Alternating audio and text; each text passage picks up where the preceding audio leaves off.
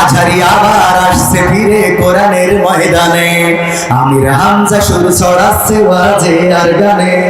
গোটা দেশ জুড়ে বলছে কথা কোরআন হাদিস থেকে, কোরআনের পাখিরা চেনা জানা সুরে আবার যাচ্ছে ডেকে। এসেছে রে সুদিন, আবার এসেছে রে সুদিন, এসেছে রে সুদিন, আবার এসেছে রে সুদিন। ঠিক না বেঠে? কতদিন হলো, কত মাস গেল, কতদিন গেল, কত মাস গেল, গেল কতটা বছর। স্বপ্ন ছিল রাত্রি কেটে আসবে শুভ্র ফজর।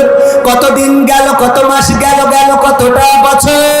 স্বপ্ন ছিল রাত্রি কেটে আসবে শুভ্র ফজর। নতুন করে হচ্ছে আজান মিনারে সুরে সুরে, কালিমার পতাকা উড়বে জানি আর বেশি দিন নেই দূরে। আসছে রে সুদিন, আবার আসছে রে সুদিন, আসছে রে সুদিন, আবার আসছে রে সুদিন। সবাই আসছে রে সুদিন, আবার আসছে রে সুদিন, আসছে রে সুদিন, আবার আসছে রে সুদিন।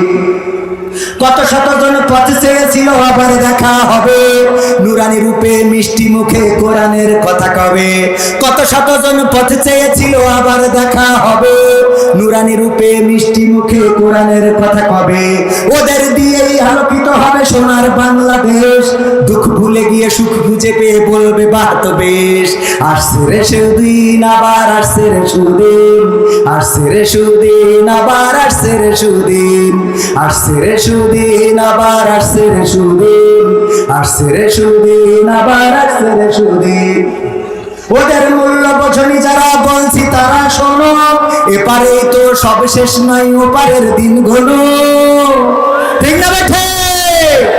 খেলা কি শুধু এপারে হবে নাকি ওপারেও হবে?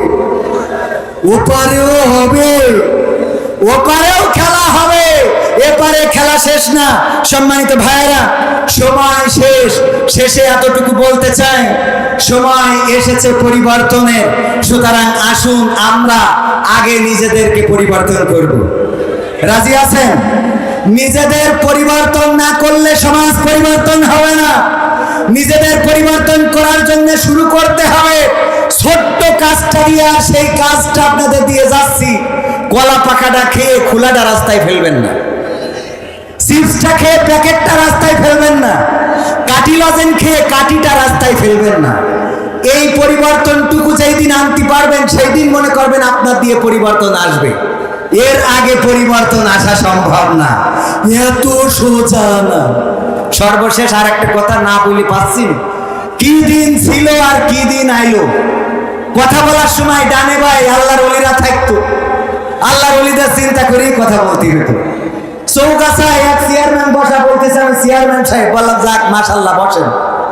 উনার পক্ষে সব কথা বললাম, পদ্মা সেতু হয়েছে, মেট্রো রেল হয়েছে, দেশে কত উন্নয়ন, বিদ্যুৎ যায় তা কারেন্ট যায় না, দেশে এত কিছু হচ্ছে, টানেল হচ্ছে, রাস্তাঘাট কলকারখানা, উন্নয়নের কোনো শেষ নাই।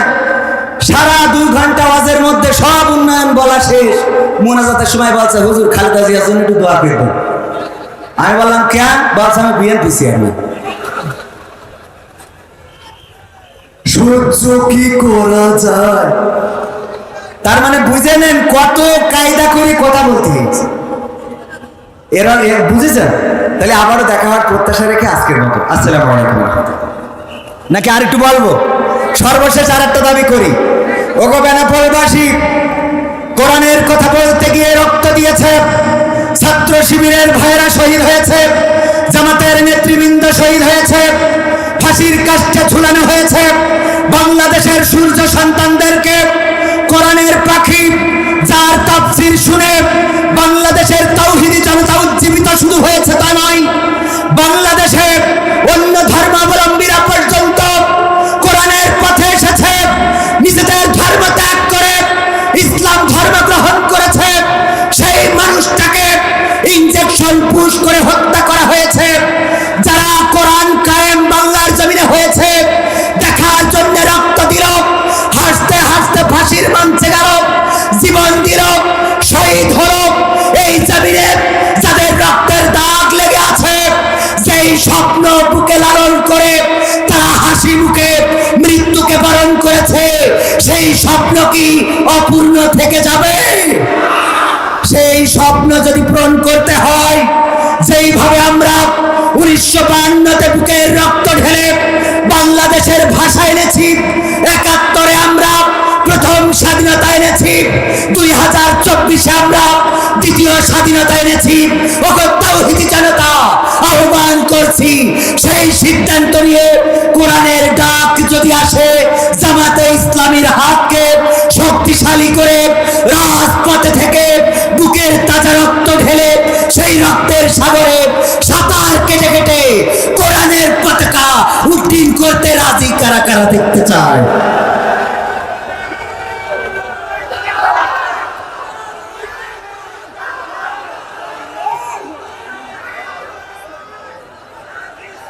সম্মানিত তাওহীদি জনতা, এই বেনাপোলে, যশোরে, সাতক্ষীরা এক আসনে, উপজেলায়, জেলায়, এই আপনার ওয়ার্ডে কাউন্সিলরে জামাত যেই প্রার্থীকে আপনার মনোনয়ন দেবে, সেই প্রার্থীর পক্ষ নিয়ে কাজ করতে হবে। রাজি আছেন? আমার সাইফুর রহমান ভাই আজকের এই আয়োজনের ব্যবস্থা করেছেন। সম্ভবত সংগঠন কিছুটা হলে স্কার্ট দেখিয়েছেন।